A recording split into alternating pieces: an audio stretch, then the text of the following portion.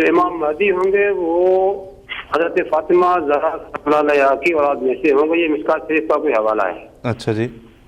ٹھیک ہے، اس کے متعلق معلوم کرنا۔ اچھا چلیں ٹھیک ہے جی۔ تو اس کے علاوہ میں نے وہ پہلے بھی عرض کیا تھا کہ میں نے کسی ذمہ دار کسی حاجی کے ساتھ رابطہ کرنا جی ٹھیک چاہتا ہے ہوں غلام تاکہ شریف مزید صاحب، معلومات ان سے کر بالکل سکوں۔ بالکل آپ نے ایسا ہی جس دن آپ نے یہ کہا تھا اسی دن ہم نے اس چیز کی ہم کوشش کر رہے ہیں کہ آپ کے نزدیک ترین، ہمیں دراصل آپ نے جب پہلے جب آپ کا پیغام ملا تو اس میں صرف سندھ تھا،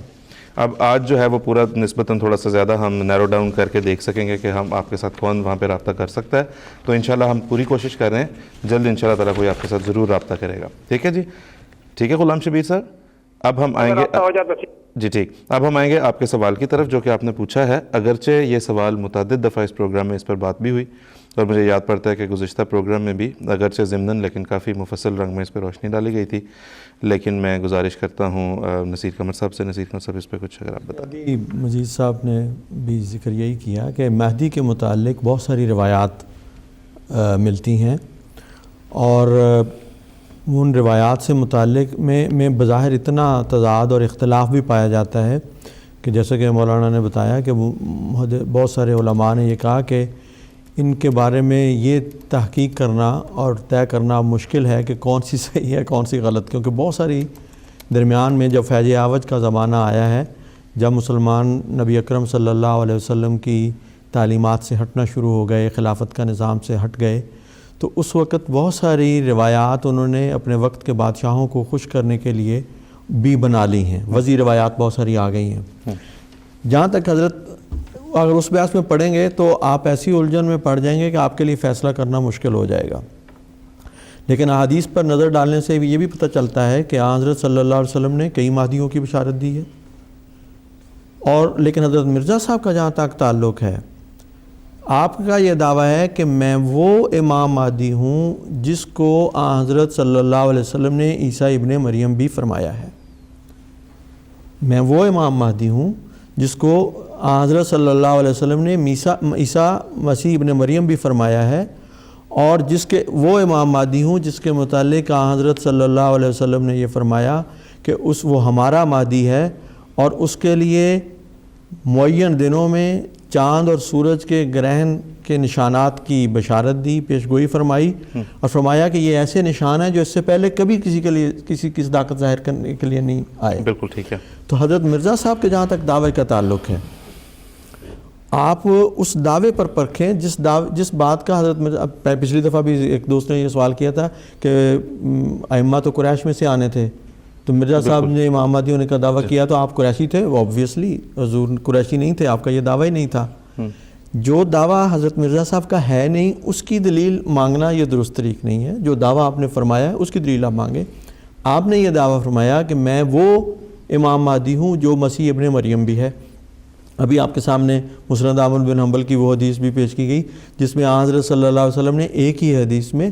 عیسیٰ بن مریم اور امام مہدی دونوں الفاظ اس وجود کے لیے استعمال فرمائے، اور پھر انہوں حدیث میں جو کام بیان فرمائے ہیں اس عیسیٰ بن مریم اور امام مہدی کے، وہ کسر صلیب ہے، وہ قتل خنزیر ہے، وہ احیاء دین ہے، اور حضرت امام مہدی کے لیے جو حضرت صلی اللہ علیہ وسلم نے دو نشانات بیان فرمائے اس امام مہدی کے لیے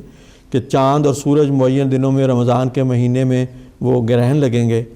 اور اس سے پہلے کسی کے لیے نہیں ہوں گے، یہ اب بتائیے آسمان پہ یہ نشانوں کا ظاہر کرنا کسی انسان کے بس کی بات ہے؟ چاند اور سورج کو اس سے پہلے کبھی اس طرح گرہن نہیں ہوا کہ مدعی مادویت موجود ہو، مدعی نبوت موجود ہو، اور وہ کہے کہ میری صداقت کے لیے یہ نشان ظاہر ہوں گے، اور اسی طرح ظاہر ہوں، انہی تاریخوں میں انہی اوقات میں ظاہر ہوں جس طرح نبی اکرم صلی اللہ علیہ وسلم نے فرمایا تھا، اور اس سے پہلے کسی کے لیے نہیں۔ اگر ہیں تو مثال ثابت کریں۔ لوگ کہہ دیتے ہیں کہ چاند سے گرہن ہوئے لیکن اس وقت مدعی مہدویت کہاں تھا؟ بالکل۔ تو یہ بات یہ ہے کہ حضرت مرزا صاحب کو جو دعویٰ ہے، پھر حضرت مرزا صاحب نے مسیح فرمایا کہ میں امام مہدی بھی ہوں اور مسیح ابن مریم بھی ہوں، اور مسیح ابن مریم ہونے کی وجہ بھی بتائی کہ کیوں مجھے یہ نام دیا گیا، اور کسر صلیب آپ نے فرمائی، قتل خنزیر کا کام فرمایا، دین کو زندہ کرنے کا کام فرمایا، اور آپ مانیں یا نہ مانیں، حقیقت یہ ہے کہ آج عیسائی دنیا مسیح موعود علیہ الصلوۃ والسلام کے جو دلائل ہیں عیسائیت، آج کی بگڑی ہوئی عیسائیت کے خلاف، وہ ان سے بھاگتے ہیں جی اور وہ تائید کرتے ہیں. میں عرض کر دیتا ہوں، ابھی پیچھے انٹرنیٹ پہ انہوں نے مجھے کسی نے ایک لنک بھی بھیجا. امریکہ میں انہوں نے اپنے پادریوں کو یہ تربیت دینی خاص طور پہ شروع کی ہے کہ دیکھو تم بے شک داڑھی بھی رکھو، مسلمانوں کی طرح حلیہ بناؤ، اور ان کو کہو دیکھو مسیح آسمان پہ چڑھ گیا، جو ان کے عقائد ہیں غیر جماعت کے، وہ زندہ ہے ابھی تک اور وہ دوبارہ آئے گا. وہ ایک مریم بطول سے پیدا ہوا، بغیر شادی کے پیدا ہوا. یہ خصوصیات تو کسی نبی کی بھی نہیں، اس لیے یہ نبیوں سے بڑھ کر ایک وجود ہے. تو غیر احمدی مسلمانوں کے جو مسلمات ہیں، عقائد جو انہوں نے بنائے ہوئے ہیں، جو قرآن پہ بیس نہیں ہے در حقیقت، ان کو وہ اپنے تربیتی تبلیغی کورسز میں رکھتے ہیں کہ ان کی بنیاد پر مسلمانوں کو عیسائیت کی طرف لاؤ. اور یہی حضرت مسیح موعود علیہ الصلوۃ والسلام نے اس وقت وارن کیا تھا. نصیر خان صاحب، ایک ٹیلی ویژن چینل ہے مستقل جو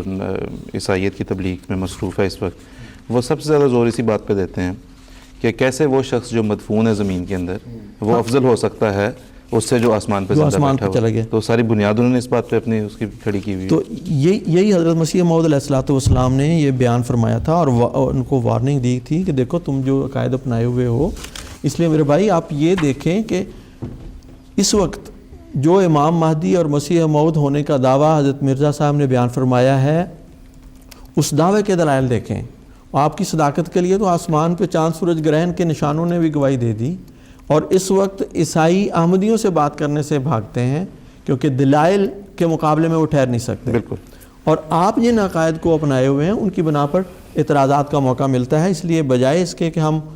ایسے عقائد کو آپ اختیار کریں جس کے نتیجے میں عیسائیت کو تقویت ملے، اس طرف آئیں جہاں سے آپ عیسائیت کے فتنے کا مقابلہ کر سکیں. بالکل ٹھیک ہے.